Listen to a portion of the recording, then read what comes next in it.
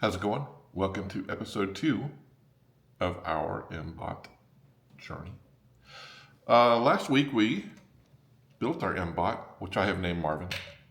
I don't know why, it just seemed like it was appropriate. And we can power it on.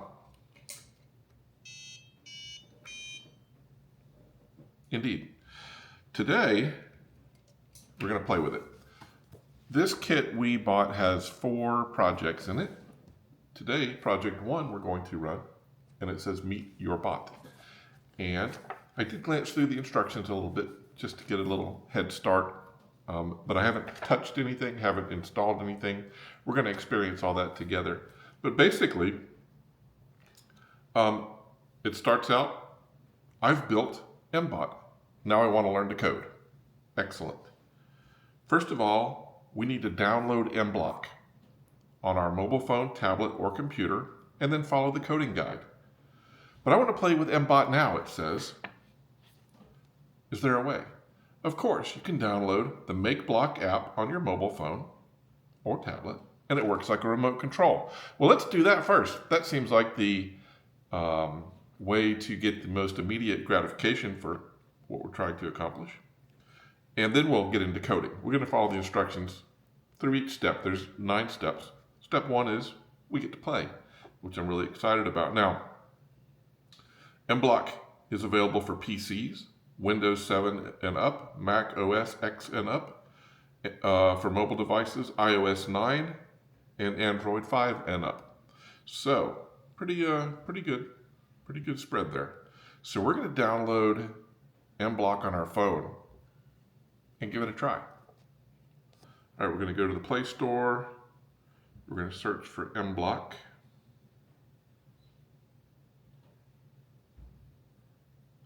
And we're going to install. Seems pretty easy so far. I'm leaving my bot turned off because I don't want to burn the batteries. And it installed very fast. We're just going to open it up. So there's really not much of a tutorial here so far. We have things on the left here that say like looks, show, action, sensei. Okay, and they give us actions here, events, control. Okay, so we're connected now. Let's see what happens.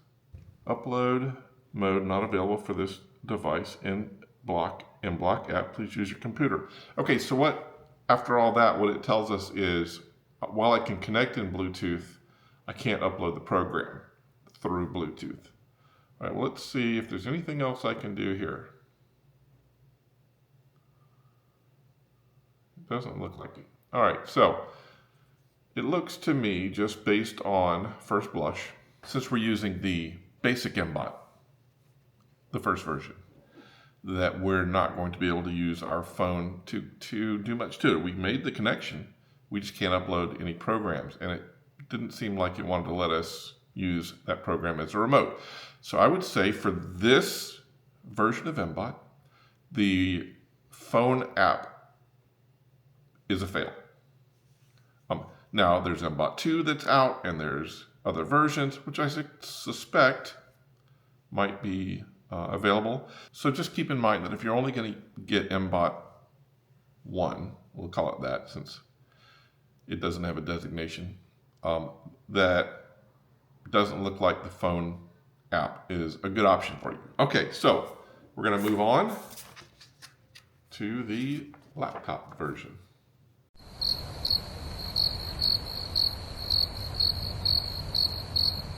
How's it going? This is Post Editor Rico, and I wanted to give a little message up front because as I was editing this particular video, some of the content came across as being pretty negative, and that reflected a lot of my experience on the very first day of attempting to use the tools and to program the robot. It was frustrating. There were a lot of things to work through, and we did. But I just wanted to put this up front that don't be disheartened by this video if you're looking at this as a toy. Just be prepared. And know that there are video resources. A lot of YouTubers have done things to help folks, work through this. You can use mine as one of them as well. So this video that you're about to watch was my first day attempting to program the robot, use the tools, and my feedback from the first day. The next video, we're going to do a deep dive on coding, which is not what this video is about. This video is about just understanding and getting to know and etc. So don't take the words for this one too hard, and look for the next one to really start doing some neat stuff. Okay, thanks, bye. Okay, we're going to rename this video from getting to know your bot to dealing with the struggles of getting to know your bot. So we're going to go through various stages of things I've learned on how to operate this. There are certain things you have to do, certain things you have to undo once you've done things. So we're going to restart the video here and go through these things one by one that will help you to orient how to operate this device through the software. All right, first things first. We've already done the download and install. Note that there are multiple ways to do the install, one of which is to install the software on your desktop and use it there. There's issues with that. And another one is, running it on your computer, the MakeBlock Web version. There are reasons for operating in that mode, though, that are positive, one of which involves doing some resetting of the board. So, first things first, let's look at the software itself. All right, this is what your desktop software looks like. You have several things. You have a sprite over here, which you can program. This has nothing to do with the robot, although you can make the robot interact with the sprite. We're not going to go there just yet. You have the devices, which you have to add your device and connect it.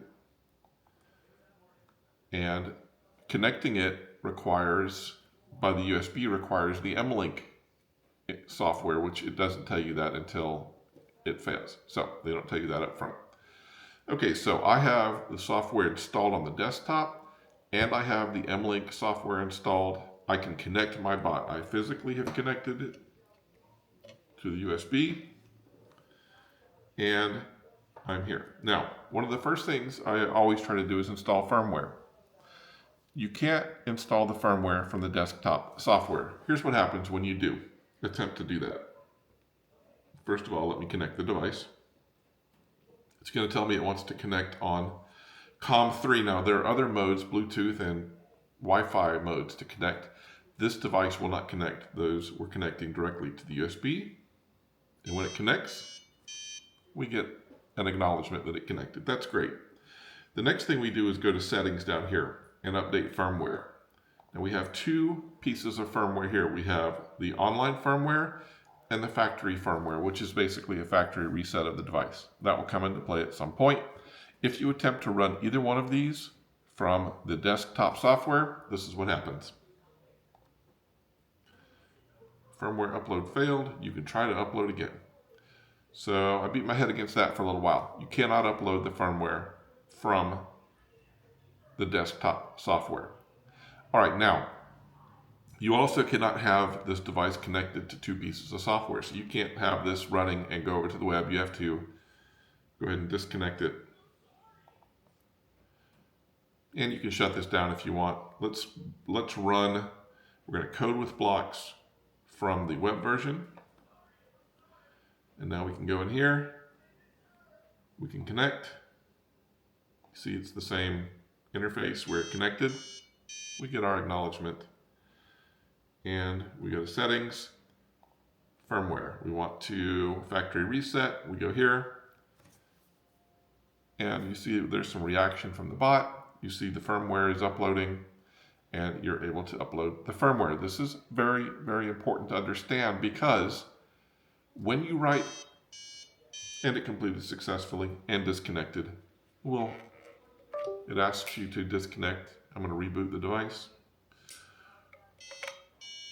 It's super important to know how to update the firmware, because once you have developed code and uploaded it to the bot to run independently, in other words, not connected to the PC,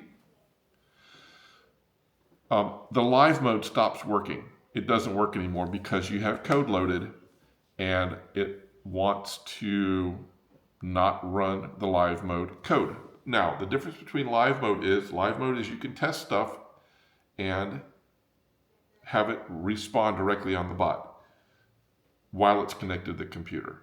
Upload mode means that you're running independently, the code's loaded on the Arduino, and we're running. Okay, see the difference there. So, we just did a factory reset, therefore, let's go back to the desktop software. Therefore, I can now program and see what happens directly on the bot. Okay, so let's understand the interface a little bit. Over here, you've got blocks of code that are pre-written.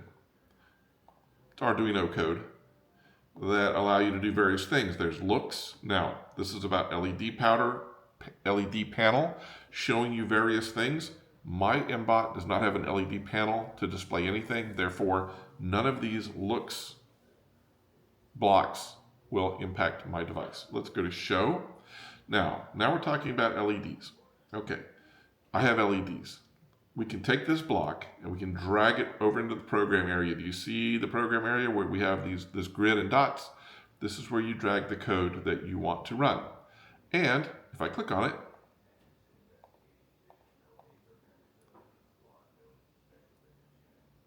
nothing happens. Why is that? Because I disconnected from the web. I did not disconnect over here. So we're going to shut down the web because nothing happened because I'm not connected. So let's go ahead and connect. Okay, and it does its normal I'm connected mode. Okay, so we have this little block of code over here on the right. I'm going to click on it, and you see it highlights in yellow, and you see the bot responds. Okay. All right, so what did it do? It lit all the LEDs, which in this case is 2, red for 1 second. Well, I want this to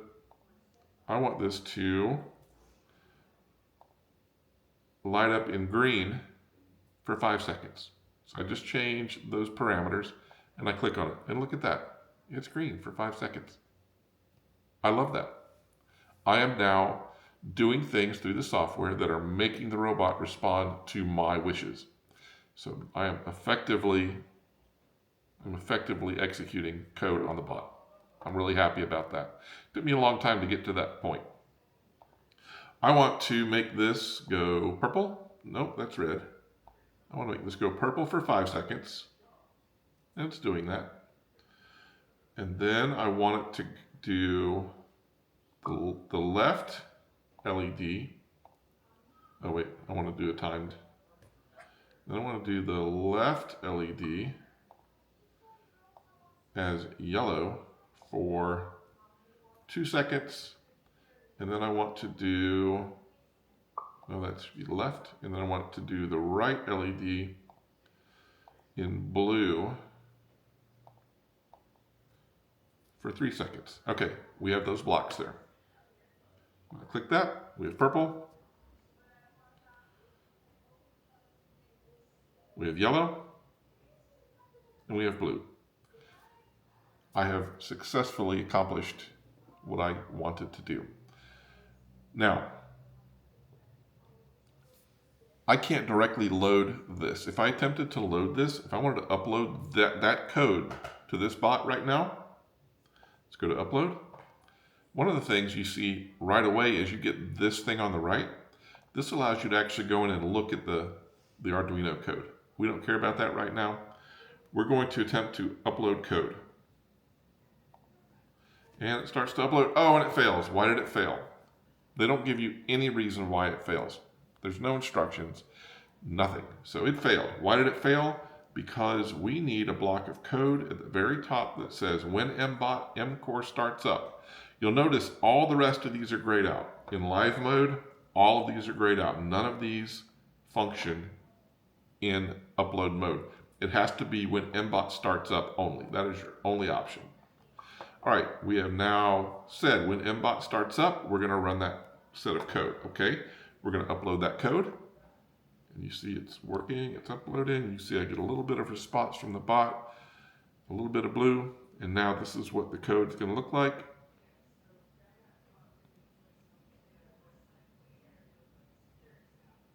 Okay, now I'm going to disconnect the USB cable. It says device has been disconnected. I'm going to power it off. Now I'm going to power it on. The code has been loaded in the device. So when I power this on, it should follow the code. Purple, yellow, and blue. There we have it. All right, now I'm going to reconnect this. I'm going to say connect. And we're connected. All right, now when it connects, it's going to run the code again. I'm going to delete the code because I want to start over. Now, at this point, I feel like I should be able to continue to operate in live mode. So we're going to go to live mode, and I want it to show me. If you hear any stuff in the background, Victoria's watching Law and Order SVU.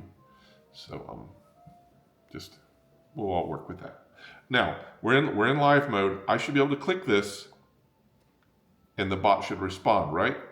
The bot does not respond.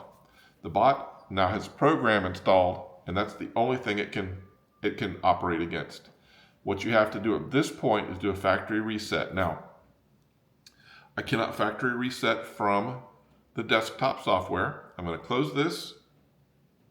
Say don't save. We're going to go back to the web version, and we're going to connect. And we're going to do a factory reset. That's the only way to clear everything so that we can start doing live coding again. You have to basically wipe out the Arduino code and start from scratch. So this will finish doing its firmware update. It only takes a few seconds. But if you don't know any of this stuff, you're beating your head against the wall. And this is critical stuff in order to make this work. Now we're going to go back to the desktop mode because I like it better. I don't know why, I just do.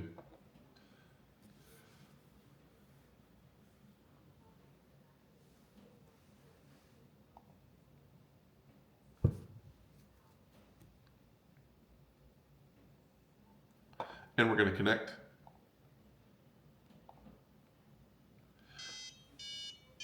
Thank you. And we're going to do some more live mode stuff. Let's do something different. Action. I want it to turn left at 50% power. Let's go 25%. 25% power for half a second. That's about 90 degrees. I've played with this a little bit, so I know. 1 second would be a 180. Half a second is about 90 degrees. Then I want it to turn right at power. Let's leave it at 50%. Oops, I accidentally started it. But you've seen it work now. I want this to be 0.5. All right, now, my point is, it's working again in live mode. That factory reset has to happen in order to return back to live mode. All right, let's go left and right. Oh, 50%, still 50%, I want to be at 25%. Okay, ready? Let's go left and right at 25%. Now, that power is what's going to get you your amount of turns. So you have to figure out and work through to discover what that's going to be. I didn't get full 90 degrees. Let's see if 30% gives me 90 degrees. Not quite. How about 40?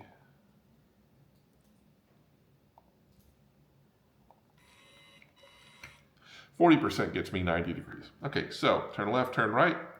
Now again, if I wanted to upload this and then play with it, I could make this run without being connected. However, then I'm going to have to do a factory reset to do any more experimenting. So my goal here was to go through this. Okay.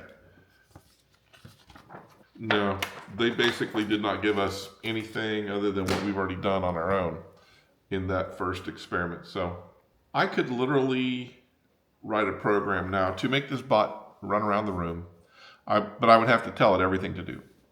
Move forward for 5 seconds, turn left for X amount of time, move forward again. So I could do loops around my kitchen island here or something like that. I can make the LEDs turn colors at my command. I can make it play whatever sounds I want. So those things I know I can do for sure.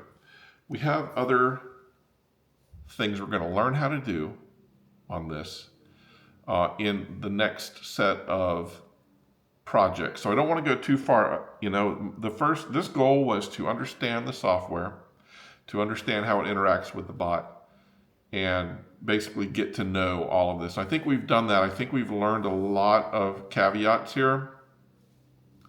So I'm going to give you my thoughts about all of this, and we're going to wrap up this particular video. So here are my thoughts. This operating environment is horrible. Horrible. If you don't understand how this all works together and have the capacity to figure it out on your own or through Google searching or whatever, you're going to end up throwing this in the trash can. The frustration level is going to get very high. So hopefully something that may come out of this video is somebody may be banging their head on the wall and come to this and find these little caveats that I've discovered and shared and allowed to you know, be demonstrated here for you. So the software seems to work okay. Once it's there and once it's understood, the software is okay. Just okay. The inability to reset the firmware from the client software is problematic. That causes a lot more confusion for you. The fact that you have to do a factory reset of the device before live mode will work again can be frustrating. But in the meantime, I mean, if our goal for this episode was to get to know this stuff, we've gotten to know it and its ugly side as well. And so with that known, I think further projects going on will be okay now that we know how to deal with those things. But learning to deal with them and figuring that out should not be a thing, and it is. So MakeBot, maybe that's some stuff you need to consider. I do know on one of the posts I saw on the forum, the company's forum, it said, hey, how about giving us a comprehensive guide on writing Arduino code for this? And the company responded, hey, great idea, but it still doesn't exist. The help screens, the examples that do exist,